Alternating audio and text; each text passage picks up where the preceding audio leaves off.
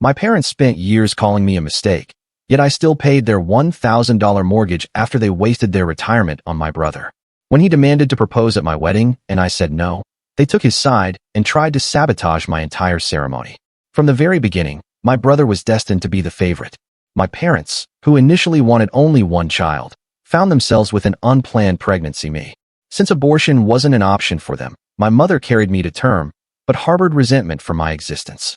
My brother consistently called me a mistake throughout our childhood, a taunt my parents never bothered to correct. When I sought solace from them, tearfully recounting his words, they simply affirmed his statement, admitting they never desired another child. Upon graduating high school, I left home, pursued higher education with scholarships, and established a fulfilling life. I am now engaged to my wonderful fiancée, and our wedding is set for April. She envisioned a spring wedding, and her wishes are my command. Last Saturday, my parents summoned me, their reason shrouded in mystery. My brother was already there. They then revealed my brother's desire to propose to his girlfriend at my wedding. I initially dismissed it as a joke, but their seriousness was undeniable. My immediate response was a firm absolutely not. However, they quickly joined forces against me. I unleashed 18 years of pent-up anger, recounting the abuse I endured and admitting how miserable I was living under their roof, even wishing at times I hadn't been born. My brother's mocking retort, "Yeah, who would?" pushed me past my breaking point. I threatened to disinvite them all and cut off the $1,000 monthly support I had been providing since they took out a second mortgage for my brother's college. Despite their mistreatment, I had been helping them financially while they showered my irresponsible brother with everything. Without my support, their retirement was in jeopardy, as he had squandered half of their savings on boats, a ruined apartment requiring damage payments, and a failed business. I, with my well-paying job, had extended this assistance purely out of goodwill. The following day, my brother erupted in anger, accusing me of ruining his grand opportunity. To my surprise, my parents sided with me, threatening to evict him if he dared to propose at my wedding. He retaliated, accusing me of financial blackmail and fearing his girlfriend might leave him. I simply told him that was his problem. My wedding was not about him. I warned him that any attempt to disrupt the event would result in his immediate removal. He then launched into a tirade, claiming this was why his parents never truly loved me, reiterating that I was a mistake behind my back. He ran crying to our grandmother, who then called me, attempting to sway my decision. He had twisted the narrative, portraying me as the villain. Even after I explained the truth, she sided with him. My verbal response was so scathing, she broke down in tears. My parents were upset by my extreme reaction, but I asserted it was necessary given everyone's attempts to hijack my wedding. My brother reappeared, yelling expletives. My fiancé, fully aware of the situation, was ready to uninvite him. I threatened to inform his girlfriend of his intentions if he still planned to propose without permission. He called me awful, so I reiterated that my wedding was not about him. Our parents, present during this exchange, supported me. My father even admitted to having raised my brother poorly and stated that he now needed to pay rent or move out. My brother looked to our mother for support, but she concurred with my father. He left in a fit, moving in with our grandmother. Our parents encouraged him to do so. He claimed we hated him for wanting to propose. They clarified that their issue wasn't the proposal itself, but the location. Grandma called again, but I firmly told her he would not be proposing at my wedding. I told her to accept it or not attend, highlighting her blatant favoritism since childhood. She cried, but I maintained that if she persisted, she wouldn't be coming. She pleaded not to be uninvited, yet still couldn't grasp why I wouldn't let him have his way. My mother called later, stating she had spoken with Grandma and finally recognized the extent of her favoritism towards my brother. She confronted him fiercely, but he tried to justify his actions, at which point she severed all contact. My brother blamed me, even though his girlfriend stated she had been ready to leave him and would have rejected any proposal. He is now boycotting my wedding, which honestly is for the best. I told him I wouldn't miss him and that at 30, he needed to mature. Our parents have cut him off and are now renting out his room, needing the money after the financial mess he created. They had invested everything in him, and he showed no gratitude. This realization caused him to shut down and leave. My wedding is next week, and I have hired security specifically to keep him and Grandma out if they attempt to show up. My fiancé suggested we also monitor social media during the event in case they try to stir up drama online. It's disheartening that it has come to this, but I refuse to let them ruin our special day. The following morning, I woke to 17 missed calls from unknown numbers. My fiancé stirred beside me as I scrolled through the notifications. Each voicemail was from a different wedding vendor, claiming there had been changes to our orders. The florist stated we had canceled the centerpieces. The caterer insisted we had switched to a vegan menu. The photographer claimed we had moved the ceremony time. I sprang out of bed and began making calls. The florist explained someone claiming to be me had called yesterday afternoon. The voice didn't quite match, but they had assumed I had a cold. The same story came from the caterer, the photographer, and the DJ. Every single vendor had received cancellation or change requests. My hands trembled as I confirmed our original orders with each vendor. They all now required verbal passwords. My fiancée sat up, watching my frantic calls with growing alarm. After the 8th vendor, she took the phone from my hand and pulled me into a hug. We spent the entire morning on damage control calls. 14 vendors, 14 attempted sabotages. Some had almost processed the changes. The venue coordinator stated someone had tried to cancel our entire booking, but their policy required written confirmation. The close calls made my stomach churn. My fiancée suggested we visit each vendor in person. We quickly dressed and began our rounds. At the bakery, the owner showed us the call log. The number was blocked, but the timing matched when my brother had stormed out of Grandma's house. The florist had security footage of their phone area, though it only showed their side of the conversation.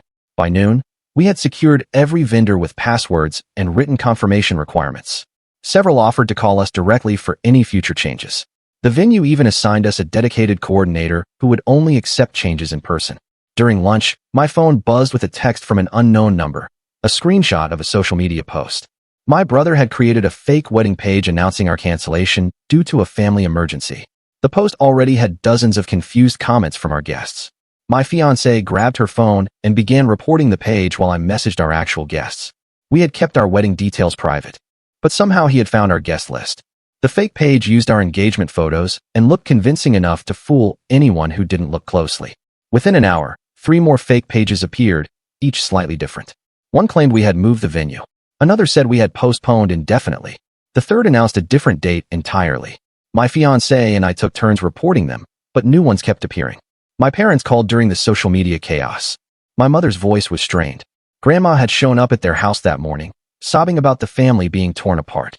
She had brought photo albums and spent 2 hours guilt-tripping them. My dad finally asked her to leave when she suggested they threatened to boycott the wedding unless I apologized. After she left, they found their mailbox stuffed with printed emails. Dozens of them, all fake, supposedly from me, saying horrible things about extended family members. The timestamps showed they had been created that morning. Each one was crafted to cause maximum drama, claiming I thought certain aunts were gold diggers or that cousins were failures. My dad forwarded them to me. The email address was almost identical to mine, just one letter off. Easy to miss if you weren't looking carefully. Several relatives had already received them and called my parents, furious. My mom spent her morning doing damage control while my dad changed their locks. The security company called next. We had hired them last week, but someone had tried to cancel the contract. Fortunately, they required written authorization. They suggested adding extra guards and offered to start surveillance on the venue early. We agreed immediately. My phone rang again. Our wedding planner, frantic. Someone had sent mass emails to our entire vendor list from another fake email address, claiming the wedding was off and threatening legal action if they didn't refund deposits immediately. She had already fielded calls from confused vendors all morning. We drove to her office. She showed us printouts of the emails. They were sophisticated, using legal language and formatting. But they had made mistakes, wrong date formats, British spelling when I always used American. Small details that proved they were fake. The wedding planner had already drafted a response to all vendors confirming the wedding was still on. She suggested we create a verification system. Any changes would require a video call with both of us present. Extreme, but necessary. On the drive home, my fiancé spotted something odd. A car had been following us since we left the wedding planner's office. The same blue sedan, staying 3 cars back. When we turned, it turned. When we stopped for gas, it parked across the street. I recognized the car, Grandma's neighbor's vehicle, the one she borrowed when her car was in the shop. We pretended not to notice and drove home via a circuitous route. The car followed the entire way, finally parking down the street from our apartment. Inside, we watched from the window. After 20 minutes, Grandma emerged from the car. She walked up and down our street, peering at buildings, taking photos with her phone. When a neighbor emerged, she quickly asked them questions while pointing at our building. My fiancé called building security. They intercepted Grandma in the lobby, where she was trying to convince the doorman she was my mother coming for a surprise visit. Security escorted her out and added her photo to the do not admit list. That evening, the real circus began.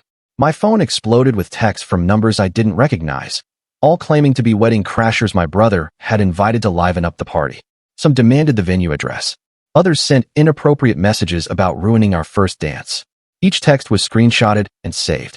My fiancé started a spreadsheet tracking all the sabotage attempts. By bedtime, we had documented 43 separate incidents in just one day.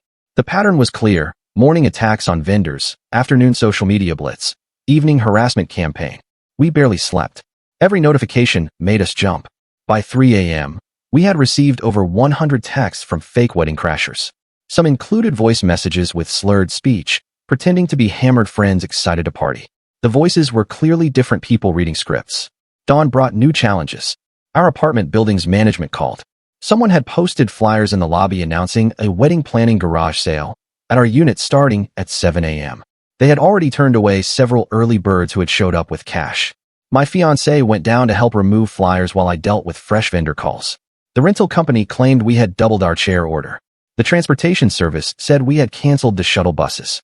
Each call meant verifying our identity and confirming original orders.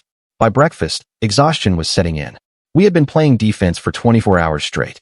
My fiancé made coffee while I updated our wedding party group chat. Our friends were horrified and offered to help however they could. My maid of honor immediately took over social media monitoring. My best man organized a phone tree to contact all guests personally. Within hours, our wedding party had mobilized into a protection squad.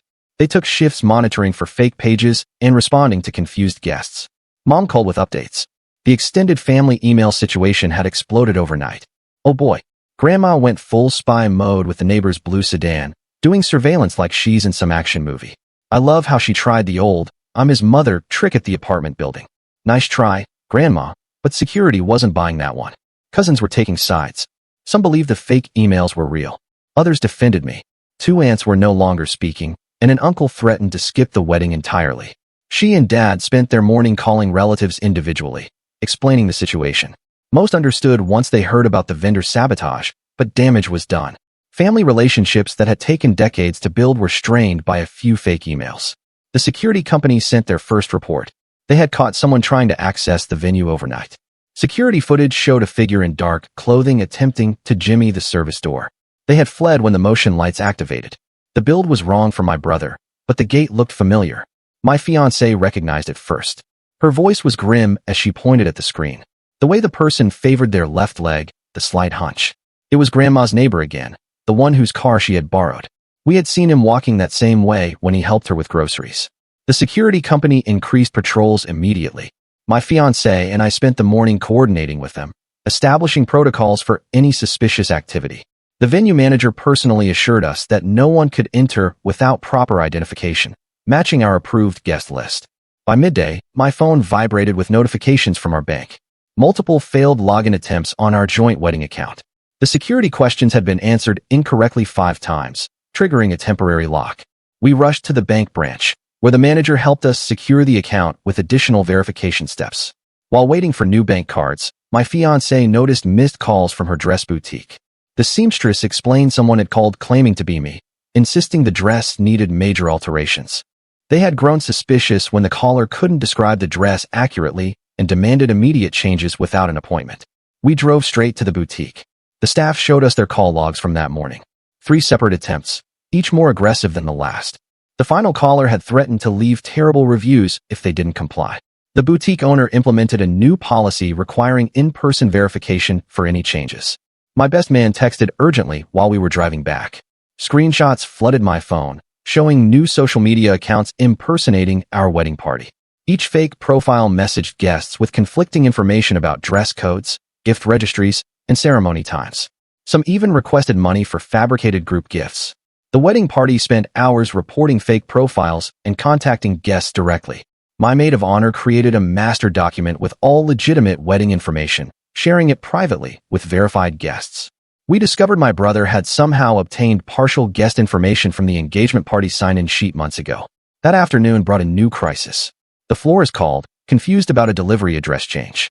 Someone had contacted their delivery service directly, bypassing the shop, claiming we had moved the venue last minute. Only the driver's familiarity with our actual venue prevented hundreds of flowers from being delivered to an empty warehouse across town. My fiancé handled the florist while I dealt with the cake decorator. They had received an email from an address one letter off from mine, requesting the cake be changed to chocolate with peanut butter filling. My fiancé was severely allergic to peanuts. The decorator had already started preparing the new batch when they decided to call and confirm. We spent 2 hours at the bakery, watching them dispose of the contaminated batch and start fresh. The decorator showed us the email. It was sent at 3 a.m., written to sound casual but urgent. The timing suggested someone had been planning this for hours, waiting for the perfect moment to strike. My parents arrived at our apartment as we returned home, looking exhausted. My mom explained that Grandma had recruited several distant relatives to her cause. They had been fielding calls all day from family members who had been told I was having a breakdown and destroying the family over petty grudges. My dad showed me his phone. Text after text from relatives I barely knew, all echoing similar talking points about family unity and forgiveness. The messages felt scripted, as if Grandma had provided templates. Some relatives I hadn't spoken to in years suddenly cared deeply about my brother's proposal plans. The harassment escalated through the evening.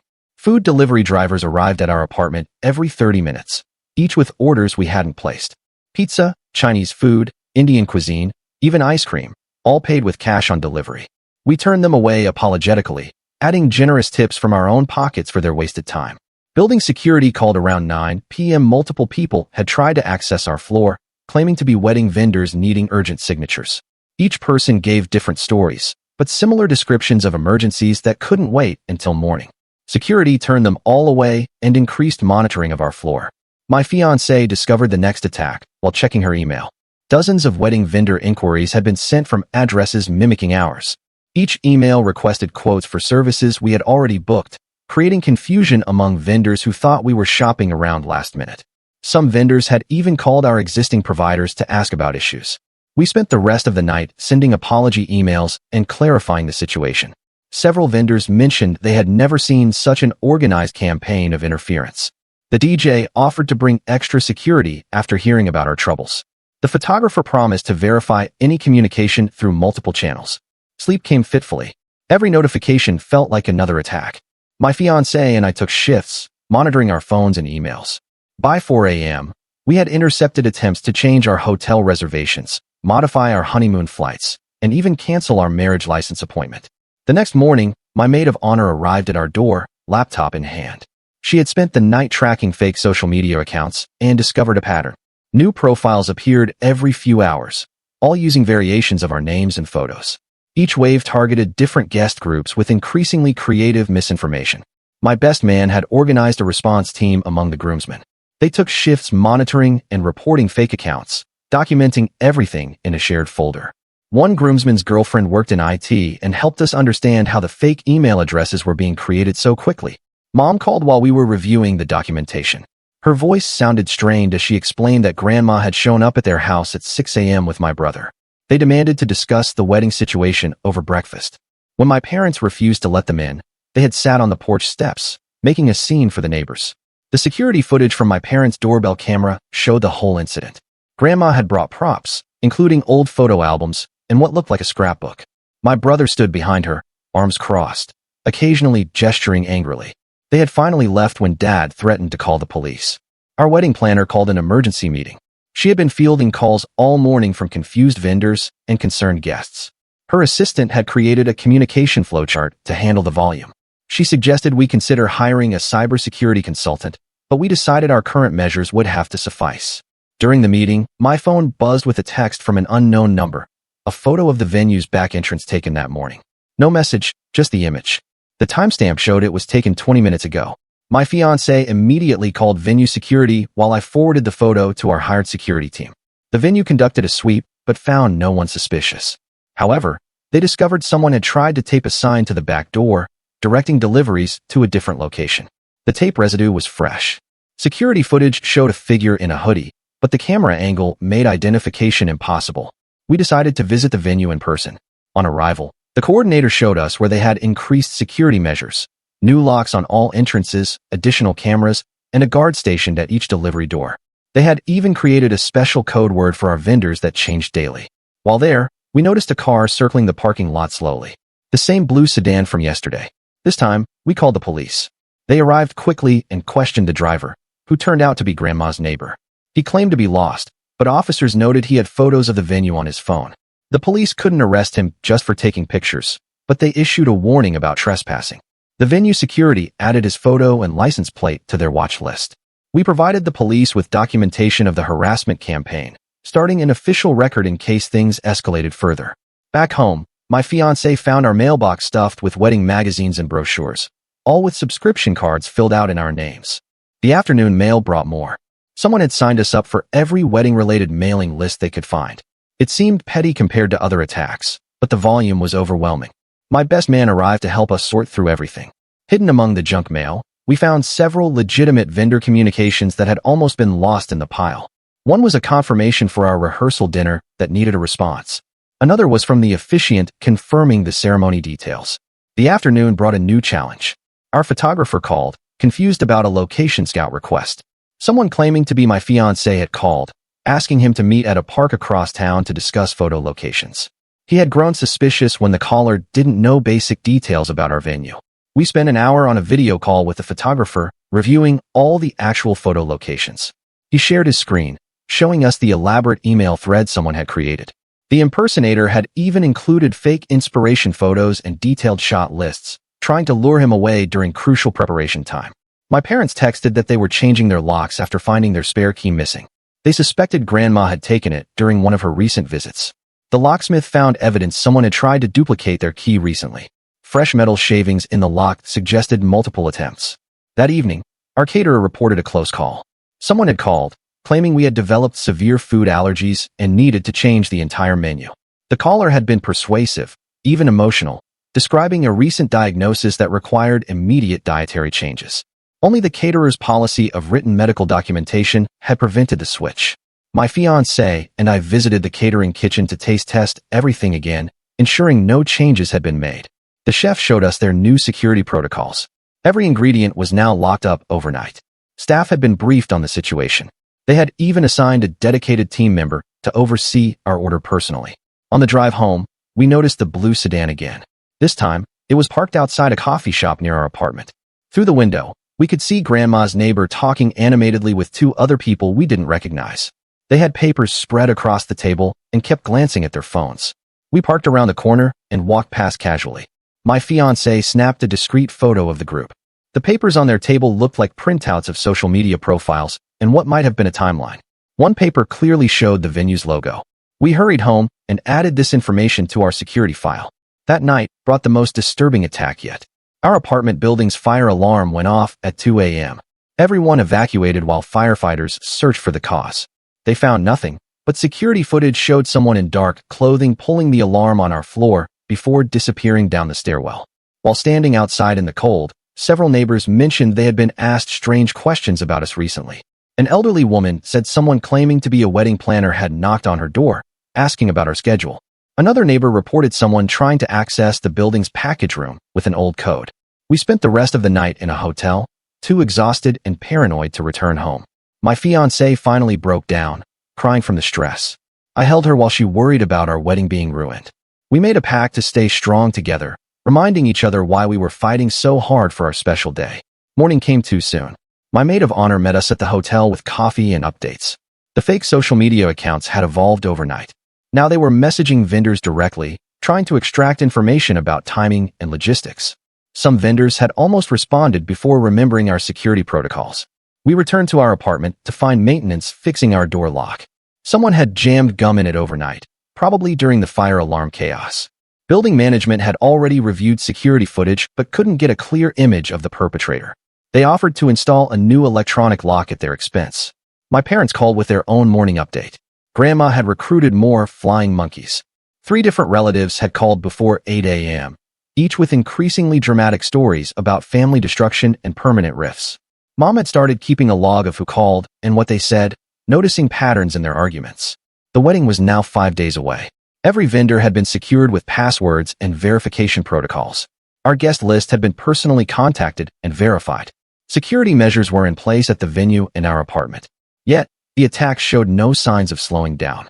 That afternoon, while finalizing seating arrangements with our wedding planner, her assistant rushed in with printed screenshots. Someone had created a wedding registry in our names at multiple stores, all requesting cash gifts be sent to a different address.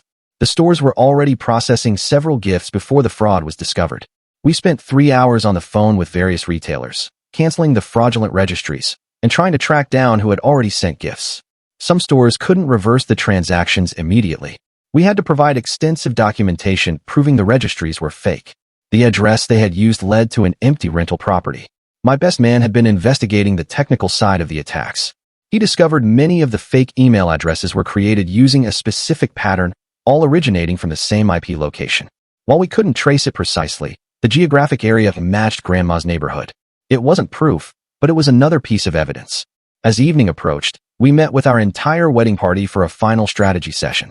Everyone shared their experiences from the past few days. The harassment had extended to them, too. Bridesmaids received messages asking for venue details. Groomsmen got calls about bachelor party plans we had never made. We created a comprehensive action plan for the remaining days. Each wedding party member took responsibility for specific tasks. Some would monitor social media. Others would liaise with vendors. My best man would coordinate with security. My maid of honor would manage guest communications. Everyone had backup plans for their backup plans. The meeting ended with an unexpected knock at the door. A process server handed me legal documents. My heart sank until I read them. It wasn't a lawsuit, but a cease and desist letter from my brother's ex-girlfriend's lawyer. She was threatening legal action against him for harassment and wanted documentation that she had no involvement in the wedding sabotage. I stared at the cease and desist letter, processing its implications. My brother's ex-girlfriend wanted nothing to do with our situation and was taking legal steps to distance herself. My fiancé grabbed the documents, scanning them quickly before adding them to our growing evidence file. 3 days until the wedding. The harassment had become predictable in its patterns, but exhausting in its persistence. My maid of honor texted that morning with screenshots of 12 new fake social media accounts created overnight. Each one targeted different guest groups with variations of the same lies. The venue called with concerning news. Their overnight security had detained someone attempting to scale the fence near the service entrance. The person fled before police arrived, leaving behind a backpack containing spray paint cans and what appeared to be homemade stink bombs. Security footage showed the same build as Grandma's neighbor. My fiancé and I drove to the venue immediately. The coordinator walked us through their enhanced security measures. Motion sensors now covered every entrance. Additional cameras monitored blind spots. They had hired off-duty police officers for round-the-clock patrols starting immediately. While inspecting the grounds, we noticed fresh tire tracks near a rarely used access road. The security team investigated and found evidence someone had been conducting surveillance. Cigarette butts, food wrappers, and worn patches in the grass suggested multiple visits over several days. Back at our apartment, building management had installed the new electronic locks. The system required both a code and key card for entry. They had also positioned a security guard in the lobby specifically to monitor our floor's access. These measures felt extreme but necessary given recent events. My parents arrived looking haggard. My mom explained that Grandma had escalated her campaign among extended family. She had created a phone tree, organizing relatives to call at specific times with coordinated messages. The manipulation was sophisticated, playing on each relative's specific relationship dynamics and past grievances. My dad showed me printouts of emails Grandma had been sending to family members. Each one painted me as unstable, vindictive, and destroying family unity. She had twisted every interaction, every boundary I had set, into evidence of my supposed cruelty. The narrative was compelling if you didn't know the truth. The wedding planner called with updates on vendor security. Every single vendor now had strict protocols in place. The florist would handle arrangements with a security escort. The caterer had assigned a supervisor to personally oversee food preparation and transport. The photographer would arrive with an assistant to verify his identity. That afternoon brought a new development. Our DJ called, confused about equipment rental changes. Someone had contacted the rental company directly, claiming our DJ had requested different speakers and lighting. The rental company had almost processed the order before remembering our security protocols. My best man discovered the attempted sabotage went deeper. The fake equipment order included smoke machines and strobe lights, items that would have transformed our elegant reception into a nightclub atmosphere. The rental company traced the call to a burner phone purchased with cash. 2 days before the wedding, I woke to find our apartment door covered in printed screenshots of the fake social media posts. Someone had slipped into the building overnight and papered our entire hallway. Building security footage showed a figure in dark clothing, face obscured by a baseball cap. The morning brought fresh vendor calls. Our transportation company reported someone trying to cancel the shuttle service for elderly guests. The hotel block manager mentioned suspicious calls asking about our room reservations. Each attempt was thwarted by our security measures, but the sheer volume was overwhelming. My fiancé spent hours on the phone with guests who had received new waves of misinformation. Some had gotten emails claiming the wedding was black tie when we had specified cocktail attire. Others received messages about a supposed registry for cash gifts to a different address. We corrected each lie individually. Mom called with disturbing news. She discovered Grandma had been visiting local print shops, creating flyers about our wedding. The flyers contained the venue address and encouraged people to attend uninvited to support family unity. Mom intercepted several before they could be distributed. The security company increased their presence at the venue. They had caught 2 more attempted intrusions overnight. Both times, individuals had tried to access the property through different entry points. Neither was caught, but tire tracks and footprints suggested coordinated surveillance efforts. That evening, we held a final meeting with our wedding party. Everyone reported on their assigned tasks. The social media monitoring team had cataloged over 200 fake accounts. The vendor liaison team had maintained constant communication with every service provider. The guest communication team had personally contacted every invitee. My maid of honor presented a detailed timeline for the wedding day. Every moment was planned, every potential vulnerability addressed. We had assigned specific people to monitor each entrance. Others would patrol the perimeter. Some would stay with vendors during setup. Nothing was left to chance. The rehearsal dinner approached. We had moved it to a private room at a restaurant known for discretion. Only the wedding party and immediate family were invited. Even so, we hired security to check names at the door. The paranoia felt justified given everything that had happened. During the rehearsal, I noticed my parents seemed lighter. Mom mentioned they had been receiving fewer harassing calls. Dad theorized that Grandma was running out of relatives to recruit. The extended family was growing tired of the drama, especially after learning about the vendor sabotage attempts. The rehearsal itself went smoothly. We practiced the ceremony twice, working out timing and positioning. The officiant reviewed the vows, confirming no last-minute changes. My fiancé and I exchanged glances throughout, silent communication about our shared determination to succeed despite the obstacles. After the rehearsal, the wedding party gathered at our apartment. We reviewed the security plans one final time. Everyone knew their responsibilities. Phone numbers were exchanged. Backup plans were confirmed. The atmosphere was tense but determined. That night, sleep eluded me. Every sound made me jump. My fiancé lay beside me, equally restless. We held hands in the darkness, drawing strength from each other. Tomorrow was our wedding day. Everything we had planned, everything we had protected, led to this moment. Wedding day arrived with perfect spring weather. I dressed carefully in my parents' hotel room, away from our apartment to avoid potential disruptions. Dad helped with my tie while Mom fussed with my boutonniere. Their support throughout this ordeal had been unexpected but deeply appreciated. The venue looked magnificent.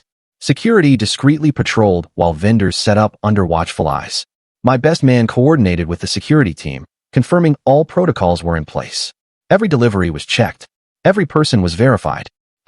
Nothing says dream wedding like turning your big day into a high-security event with more protocols than a bank heist. The image of Grandma making flyers to invite random strangers to crash the wedding is just wild.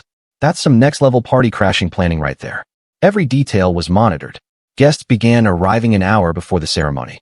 Security checked names against our list, turning away several individuals who couldn't provide proper identification. My maid of honor later confirmed these were distant relatives Grandma had tried to recruit as wedding crashers. As I took my position at the altar, I scanned the assembled guests. Our friends and family filled the seats. All people who had been personally verified. Security stood at each entrance, professional but unobtrusive. Everything was proceeding according to plan. The music began. My fiancée appeared at the end of the aisle, radiant in her dress. For a moment, all the stress and harassment faded away. This was our moment, our day. Nothing else mattered except the woman walking toward me.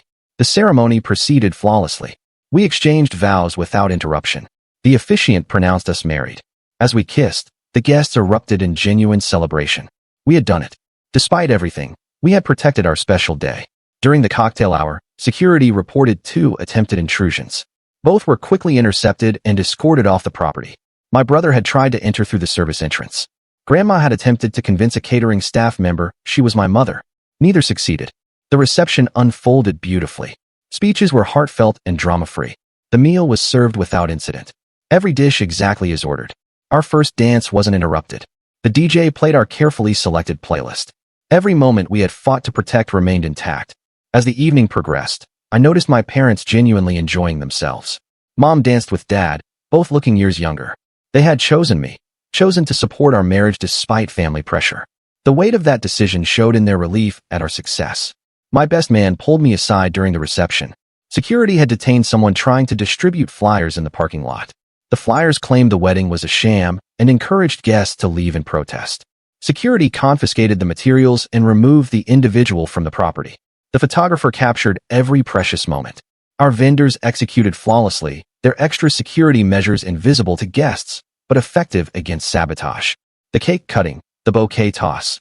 Every tradition proceeded without disruption. Our determination had paid off. As the reception wound down, I found a quiet moment with my new wife. We stood on the venue's balcony, overlooking the celebration below. She squeezed my hand, acknowledging everything we had overcome to reach this point. No words were necessary. The send-off was magical. Guests lined up with sparklers as we made our way to the waiting car. Security flanked us discreetly, ensuring no last-minute disruptions. As we drove away, I saw two figures arguing with security at the gate. Even then, they couldn't let go. Our honeymoon suite was secured under aliases. We had learned from experience not to underestimate the lengths some would go to cause disruption. The hotel staff had been briefed on our situation and implemented extra security measures. That night, we finally relaxed. The wedding was over. We had succeeded despite every attempt at sabotage. My phone sat silent, its "do not disturb" setting blocking any further harassment. Tomorrow, we would fly to our honeymoon destination, also booked under careful security protocols. A week later, we returned to find our apartment peaceful. Building security reported no incidents during our absence. The fake social media accounts had been suspended. The harassment calls had stopped. It seemed the failure to disrupt our wedding had finally ended the campaign. My parents visited to view our wedding photos. They looked happy, relieved to have chosen correctly. Mom mentioned Grandma had been calling less frequently. Dad said my brother had moved out of state for a job. The family dynamics had shifted permanently. We resumed our normal lives with new boundaries firmly in place. Our door codes were maintained. Our vendor relationships included permanent security notes. We had learned valuable lessons about protecting what mattered most. The experience had strengthened our bond and clarified our priorities. 3 months post-wedding, we received a letter from my brother. No apology, just notification he had moved across the country. Grandma occasionally sent guilt-laden cards we didn't open. The extended family gradually forgot the drama. Life moved forward on our terms. Our marriage thrived despite its chaotic beginning. We had proven our commitment through extraordinary circumstances. Every challenge had reinforced our partnership. The wedding sabotage attempts became a story we would eventually share, proof of our resilience. My parents and I grew closer through the ordeal. They had finally seen the dysfunction they had enabled and chosen differently. Our monthly dinners were pleasant now, free from toxic dynamics. They had gained a daughter-in-law who understood their journey. The vendor relationships we had built through crisis became lasting connections. Several referred us to friends, praising our grace under pressure. The security company sent a congratulations card on our anniversary. Even difficult experiences had yielded unexpected positives. Looking forward, we maintained appropriate boundaries with extended family. Some relationships were severed permanently. Others required careful management. We had learned to protect our peace without guilt. Our home remained a sanctuary from those who had tried to destroy our happiness. Well, I guess nothing says happily ever after like your brother trying to sneak in through the kitchen while Grandma pretends to be your mom to the catering staff. The best part is the brother sending a letter 3 months later with no apology, just, "Hey, I moved." And Grandma is still sending those guilt cards nobody opens. Bless her heart. Hope you guys enjoyed the video. Make sure to like the video and take a look at some of my other videos. Thanks.